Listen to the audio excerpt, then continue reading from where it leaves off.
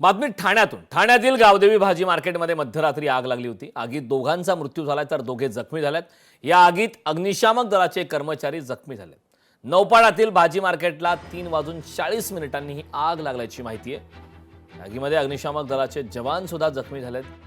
भाजी मार्केटमध्ये मध्यरात्री ही आग लागलेली होती। ठाण्यामध्ये आपण हे दृश्य पाहतोय। आगीत दोघांचा मृत्यू झालाय।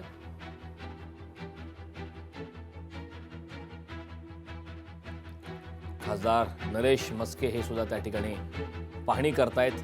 भाजी मार्केटमध्ये ही आग लागलेली आहे। आगीत अग्निशामक दलाचे कर्मचारी जखमी झाले आहेत। ही लाईव्ह दृश्य आपण लोकशाही न्यूजवरती पाहतोय। खासदार नरेश मस्के हे सुद्धा घटनास्थळी दाखल झालेले आहेत। या आगीमध्ये गंभीर बाब म्हणजे अग्निशामक दलाचे कर्मचारी सुद्धा जखमी झाले आहेत। भाजी मार्केटमध्ये मध्यरात्री ही आग लागली होती। यामध्ये दोघांचा मृत्यू झालाय तर दोघे जखमी आहेत। मृतांच्या नातेवाईकांचा आक्रोश सुद्धा आपण पाहिला। आता खासदार नरेश मस्के हे त्या ठिकाणी पाहणी करतात। आगीमध्ये दोघांचा मृत्यू झालाय तर दोघे जण जखमी झालेत। आगीत अग्निशामक दलाचे कर्मचारी हे जखमी झाले। ज्या गावदेवी भाजी मार्केट परिसरामध्ये आतमध्ये असलेले जे गाळेधारक आहेत, ज्यांच्या दुकानांना आग लागलेले आहेत, ते गाळेधारक आपल्यासोबत आहेत। नेमके काय सांगाल ताई, आपल्याला ही माहिती कधी मिळाली? आम्हाला पहाटेच ही माहिती कळाली। पहिला आमची मागणी आहे, हा तपास व्हायला पाहिजे की ही आग लागली कशी। आणि दुसरी आमची मागणी आहे, आमचं नुकसान भरपाई देणार कोण? आम्ही किती वर्ष आता कसे राहणार? आमच्या मुलांसह आम्हाला सगळ्या आमच्या गाळेधारकांना जीव द्यावा लागणार। आता माननीय मुख्यमंत्री एकनाथजी शिंदे साहेब प्रत्येक गरीबाला धावत आलेले आहेत। आज आमच्या गाळेधारकांची आमची विनवणी आहे की आम्हाला धावून या, आम्हाला धावून या। आज आम्ही कोणाकडे मागणी? आम्हाला माहिती आहे की आम्हाला काही संकट आलं तर आमचं एकच नात आहे जो धावत येणार आहे, आणि ते एकनाथजी शिंदे साहेब आहेत। त्यांनी यावं आणि खरंच आमच्या लोकांच्या सगळ्या गाळेधारकांचं आमचं म्हणणं ऐकावं। आमचं एकच मागणी आहे की तुम्ही ह्या सगळ्याचा सखोल तपास करून आग का लागली, कशामुळे लागली, आणि हे जे नुकसान झालेलं आहे त्या नुकसान आम्हाला त्वरित भरपाई करून मिळावे अशी आमची मागणी आहे आयुक्त साहेबांकडे। एकूण किती गाळे या संपूर्ण भाजी मंडईमध्ये होते? टोटल 155 गाळे आहेत। अनेक कुटुंब रडतायत। आज यांचे अश्रू कोण पुसायला येणार आहे? माझं रेडीमेड कपड्यांचं किती वर्षापासून? 2 वर्ष झाले। भाजीचं दुकान आहे माझं।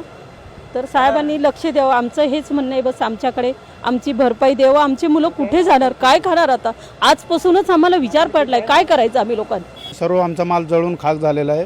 तरी आमची एकच मागणी आहे की आम्हाला भरपाई देण्यात यावी, त्याचं आम्हाला हे करावं शिंदे साहेबांनी। पहाटे 2:30-3 वाजता या ठिकाणी ही गावदेवी भाजी मार्केट अत्यंत प्रतिष्ठित आणि प्रसिद्ध असं मार्केट आहे। खूप जुनं आहे आणि आतापर्यंत कधी असं हादसा झाला नव्हता। प्रथमच अशी पद्धत झाली आणि एक भयंकर अशी आग लागली। आपल्या तहसीलदार कार्यालयाजवळ अग्निशमन केंद्र आहे। दुर्दैवाने त्या तहसीलदार कार्यालयाची पुनर्बांधणी सुरू असल्यामुळे अग्निशमन केंद्राच्या गाड्या देखील लांब हलवण्यात आल्या आहेत आणि त्यामुळे झटकन त्या गाड्या इथे येऊ शकल्या नाहीत। परंतु तिथला एक कर्मचारी हजर होता, त्याने थोडीशी बेजबाबदार वर्तन केलं आहे। त्याची माहिती घेऊन त्याच्यावर योग्य ती कारवाई करण्यासाठी आम्ही मागणी नक्की करू। फायर व्यवस्था ह्या बिल्डिंगमध्ये नव्हती। जर नवीन वास्तू 5-5 माळ्याची झालेली आहे तर म्हणजे आपले शहर विकासचे अधिकारी असतील किंवा सक्षम डिपार्टमेंट जे फायर NOC देतात, ते फायर का नाही लावलं? फायरची सिस्टीम का नाही लावली? ती जर सिस्टीम लावली असती तर आज जे 2 वीर जवान आपले शहीद झालेले आहेत ते झाले नसतं असं मला वाटतं। आणि ऑफ झाले आहेत आणि मला असं वाटतं की जी काही हानी झाली आहे ती ठाणे महानगरपालिका निश्चितच भरून देण्याचं काम आपण करणार आहोत। एकीकडे सुरक्षेसाठी कुठली यंत्रणा या ठिकाणी नव्हती, त्यामुळे अगदी जास्त वेळ लागला या ठिकाणी आग विझवण्यासाठी। काय यापुढे कारवाई करणार आहात? नाही, मला असं वाटतं की जरी अग्निशमन दलाला 15-20 मिनटं लागले तरी लवकरच गाड्या अग्निशमनच्या आल्या आणि ही आग विझवण्याचा प्रयत्न केला। गाळेधारक अशी मागणी करतात की त्यांची तात्पुरती व्यवस्था गावदेवी मैदानात करण्यात यावी, तशी व्यवस्था करणार आहात? नाही, आता आयुक्त आणि प्रशासनाच्या बरोबर बसून आम्ही सर्व लोकप्रतिनिधी, आमचे खासदार साहेब, आम्ही सर्वजण बसून याच्यावर योग्य तो निर्णय आम्ही लोकांसाठी घेऊच। नक्कीच आपण जर बघितलं तर लोकांसाठी जे आहेत ते गाळेधारक जे आहेत त्यांच्यासाठी योग्य तो निर्णय या ठिकाणी घेतला जाईल आणि त्यांची पुनर्वसन जे आहे ते याच परिसरामध्ये केलं जाईल असं देखील महापौरांनी म्हटलं आहे। कॅमेरामन विनोद समी, मनीष गांगुर्डे, लोकशाही मराठी, ठाणे। आग कशी लागली काय लागली त्याचं नक्कीच आम्ही मागणी करू की त्याची चौकशी करावी सखोल आणि कशामुळे ही आग लागली ह्याचा खुलासा येईलच बाहेर. आणि त्याचबरोबर ह्या समस्त जे व्यापारी मंडळ आहेत जे म्हणजे व्यापारी गाळेधारक आहेत जे आज व्यवसाय करतायत तर त्यांना कमीत कमी 3-4 महिने पुढे व्यवसाय करायचा आहे आणि त्यांचं प्रत्येकाचं लाखो रुपयाचं नुकसान झालेलं आहे. ठाणे शहरात जवळ असलेली ही अगदी जुनी भाजी मंडई आहे. तिला पहाटे 3 वाजता आग लागली होती. आपल्यासोबत ठाण्याचे खासदार नरेश म्हस्के साहेब आहेत. म्हस्के साहेब, अगदी जुनी भाजी मंडई आहे. 155पेक्षा जास्त जे गाळेधारक आहेत त्यांचे दुकानांचं मोठ्या प्रमाणात नुकसान झालं आहे. काय त्यांचं कशा पद्धतीने पुनर्वसन केलं जाईल? हे बघा, या ठिकाणी अत्यंत दुर्दैवी घटना आहे. सकाळी 3 ते 4च्या सुमारास ही आग लागलेली आहे. याच्यामध्ये जीवितहानीसुद्धा झालेली आहे. ज्यांचं नुकसान झालेलं आहे त्यांच्या संदर्भात ठाणे महानगरपालिका, जिल्हा प्रशासन यांच्याबद्दल खूप योग्य तो निर्णय घेतला जाईल.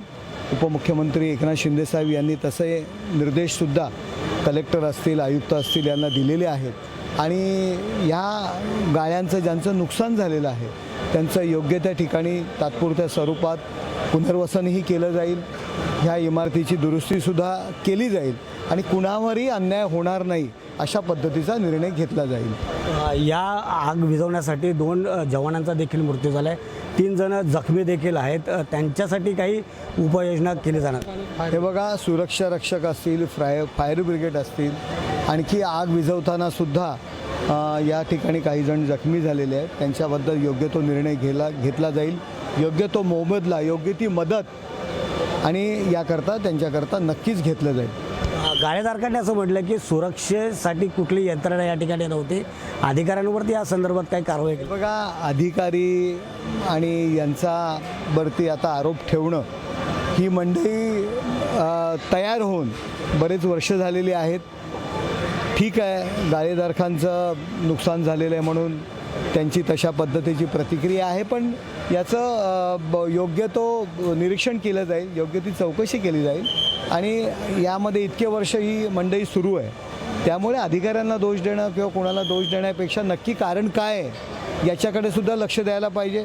खालती त्या ठिकाणी कपड्यांची दुकानं होती, चपलांची दुकानं होती, याकडे सुद्धा लक्ष द्यावं लागेल की कशा पद्धतीने त्यांना त्या ठिकाणी ती दुकानं दिली होती का, ही भाजी मंडई म्हणून होती. या सगळ्या गोष्टींची योग्य ती चौकशी केली जाईल. उगाचच कोणाला या क्षणाला कोणाला तरी दोषी पकडणं मला तरी योग्य वाटत नाही.